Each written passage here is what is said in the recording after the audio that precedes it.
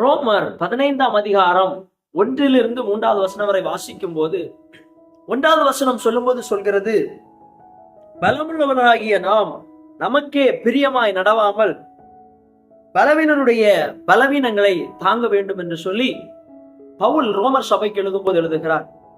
இன்னைக்குள்ள கிறிஸ்தவ வட்டாரங்கள் எடுக்கும்போது நாம் அநேகர் தங்களுடைய வாழ்க்கையை பார்ப்பதிலேயே நேரங்களை செலவழிக்கிறவர்களாக காணப்படுகிறார்கள். அவங்களுக்காக வாழ்றாங்க, அவங்க பிள்ளைகளுக்காக வாழுகிறாங்க, அவங்க பெற்றோருக்காக வாழுகிறாங்க, அவங்க சொந்த பந்தங்களுக்காக வாழுகிறாங்க. காரணம் என்னவென்று கேட்டால், இது என்னுடைய வாழ்க்கை, நான் அந்த வாழ்க்கையை மிகவும் ஆசீர்வாதமாக எனக்கு பிடிச்ச நிலைமையில நான் வாழணும் அப்படின்னு சொல்லுகிறாங்க. ஆனால் வேதம் அதை கற்றுக் கொடுக்கவில்லை.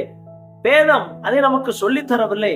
வேதம் தனக்காய் வாழுகிற வாழ்க்கையை நிச்சயம் அருவருக்குகிறது. இந்த உலகத்துல நாம் சொல்லும்போது சொல்லலாம், எனக்கு கொடுத்த வாழ்க்கை நான் அதை எப்படி வேணாலும் சந்தோஷமாய் அனுபவிப்பேன் என்று சொல்லி நம்ம சொல்லலாம். ஆனா அதனுடைய 2வது வசனம் 3வது வசனம் வாசிக்கும் போது அது நமக்கு தெளிவாக இயேசு எப்படி வாழ்ந்தார் என்று சொல்லப்பட்டிருக்கிறது. இயேசு தனக்காக வாழாமல் அவர் இந்த உலகத்தில் உள்ள மனிதர்களாகிய நமக்காக வாழ்ந்தார். ஒருவேளை இயேசுவும் அன்றைக்கு தனக்காக வாழ்ந்திருந்தால், இயேசு நான் மட்டும் நல்லா இருந்தா போதும் என்று நினைத்திருந்தால், இயேசு நான் பிதாவின் மடியிலே இருப்பேன் என்று சொல்லி நினைத்திருந்தால், இன்றைக்கு நாம் ரட்சிக்கப்பட்டிருக்கிற முடியாது. நாம் அநேகரை நம்ம இன்றைக்கு பலவீனமுள்ளவர்களை பலவீனப்படுத்துகிறவர்களாக வாழ்ந்து கொண்டிருக்கிறோம். இயேசு பலவீனம் உள்ளவர்களை தாங்கினார். இயேசு பலவீனர்களுக்கு உதவி செய்தார். தேவையோடு இருந்தவங்களுக்கு அற்புதங்களை செய்தார். இயேசு நம்முடைய பாவங்களை சுமந்தார்.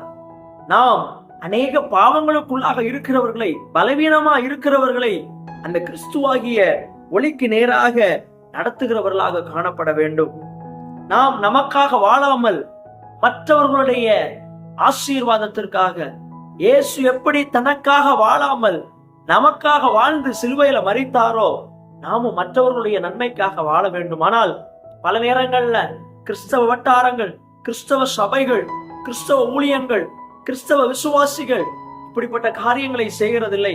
நாம் வாழ்வதெல்லாமே நம்முடைய சந்தோஷத்திற்காக, நம்முடைய ஆசீர்வாதத்திற்காக, என் ஆலயம் வளரணும், என் விசுவாசிகள் வளரணும், என்னுடைய குடும்பம் பெருகணும் என்கிற ஒரு நம்பிக்கையோடு வாழ்ந்து கொண்டிருக்கிறோம்.